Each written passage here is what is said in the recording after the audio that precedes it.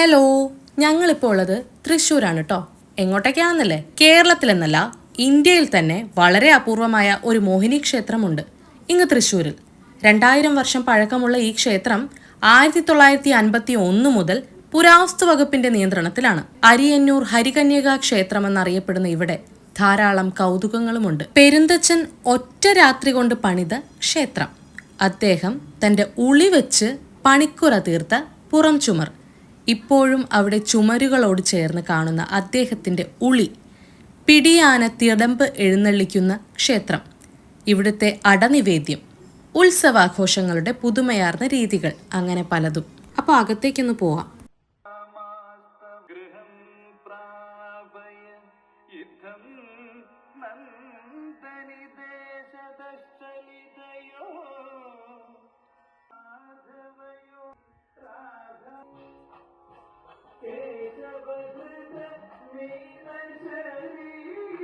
മറ്റൊരു കാര്യം എന്ന് പറഞ്ഞാൽ ഇവിടെ നാലമ്പലത്തിന്റെ മുറ്റത്തായിട്ട് കരിങ്കൽ പാതകളുണ്ട് കേട്ടോ. കണ്ടിട്ട് പറയാം.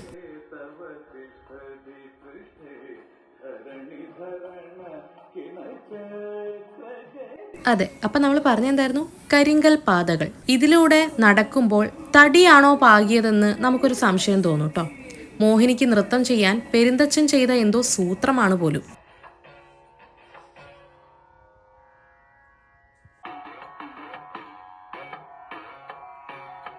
അപ്പൊ ഞാനൊന്ന് ക്ഷേത്രത്തിനകത്തേക്ക് കയറട്ടെ. ഭഗവതിയായ സാക്ഷാൽ മോഹിനി ദേവിയെ ഒന്ന് കാണട്ടെ. എത്രയായാലും ആകെയുള്ളൊരു മോഹിനി ക്ഷേത്രമാണല്ലോ, ഒന്ന് കാണാം. ബാക്കി തിരുമനസ് തന്നെ പറയും. അപ്പോൾ കൂടുതൽ വിവരങ്ങൾ ഇദ്ദേഹം തന്നെ നമുക്ക് പറഞ്ഞു തരും. കേൾക്കാം. ഇത് വിഷ്ണുവിന്റെ മോഹിനി രൂപമാണ്. 2000 കൊല്ലം പഴക്കം പറയുന്നുണ്ട് ക്ഷേത്രത്തിന്. പെരുന്തച്ച മണത ക്ഷേത്രമാണ്. കേരളത്തിലാകെ ഈ ഒരു ക്ഷേത്രമുള്ളൂ. അതായത് ഈ വിഷ്ണുവിന്റെ മോഹിനി ഭാവമായിട്ടുള്ള ആ രൂപത്തിലുള്ളത് ഈ ഒരു ക്ഷേത്രം മാത്രമേ ഉള്ളൂ. ഈ സ്ത്രീകൾക്കാണ് കൂടുതൽ പ്രാധാന്യം കൊടുക്കുന്നത്.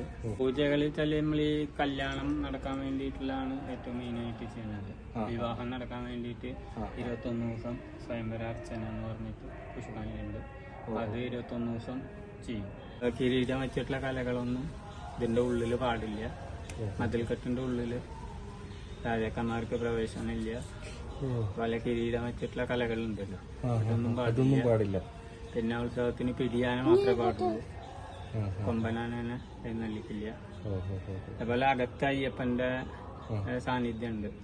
തടമ്പായിട്ടാണ് ഭഗവതി ഉത്സവകാലത്തൊക്കെ മതിൽക്കെട്ടിന്റെ പുറത്തേക്ക് ഇറങ്ങണമെങ്കിൽ മുമ്പിൽ അയ്യപ്പന്റെ അകമ്പടി വേണം എന്നുള്ള സങ്കല്പത്തോട് കൂടിയിട്ടാണ് അയ്യപ്പ അകത്തിരിക്കുന്നത്. മോഹിനി എന്ന് പറയുമ്പോ അയ്യപ്പന്റെ അമ്മയായിട്ടുള്ളൊരു സങ്കല്പം ഉണ്ടല്ലോ. അടുത്ത ഉത്സവം എന്ന് പറയുന്നത് അടുത്ത കൊല്ലം മാർച്ച് ഏപ്രിലുള്ളൂ. അതായത് മീനത്തിലാണ് ഉത്സവം. മീനമാസത്തിലെ ഉത്രം. റിനോവേഷൻ പിന്നീട് ഉണ്ടായിട്ടില്ല എന്നാണ് തോന്നുന്നത്. ആർക്കിയോളജിയുടെ അണ്ടറിലാണ് ഇത്. മുകളിൽ മാത്രം ഇപ്പൊ ചെയ്തിട്ടുണ്ട്, ചെമ്പോലടിച്ചിട്ട്. അതേ ദേവസ്വം ബോർഡും കമ്മിറ്റിക്കാരും കൂടിയിട്ട് നാട്ടുകാരൊക്കെ കൂടിയിട്ടാണ് ഇത് മുകളിലത്തെ ചെയ്തിരുന്നത്. കൊച്ചിൻ ദേവസ്വം ബോർഡിന്റെ അണ്ടറിലാണ്.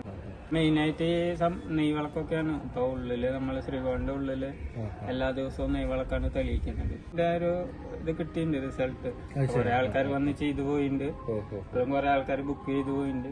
ഇത് ഈ സ്വയംവര അർച്ചനയ്ക്ക് 21 ദിവസത്തേക്ക് 3036 രൂപയാണ് വരുന്നത്.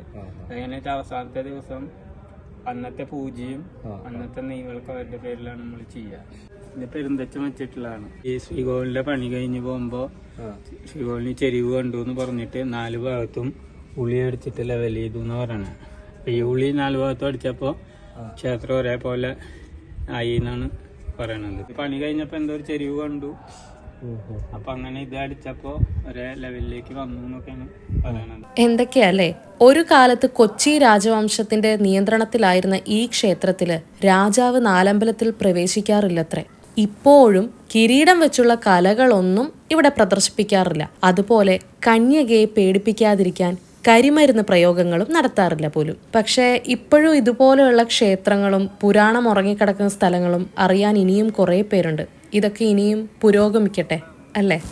എന്നെപ്പോലെ തന്നെ പുരാണങ്ങളും ഐതിഹ്യങ്ങളും ക്ഷേത്രങ്ങളും ഇങ്ങനെയുള്ള ഹിസ്റ്റോറിക്കൽ ആയിട്ടുള്ള സ്ഥലങ്ങളും ഒക്കെ ഇഷ്ടമുള്ളവർക്ക് ഈ വീഡിയോ ഇഷ്ടപ്പെടുമെന്ന് ഞാൻ വിചാരിക്കുന്നു.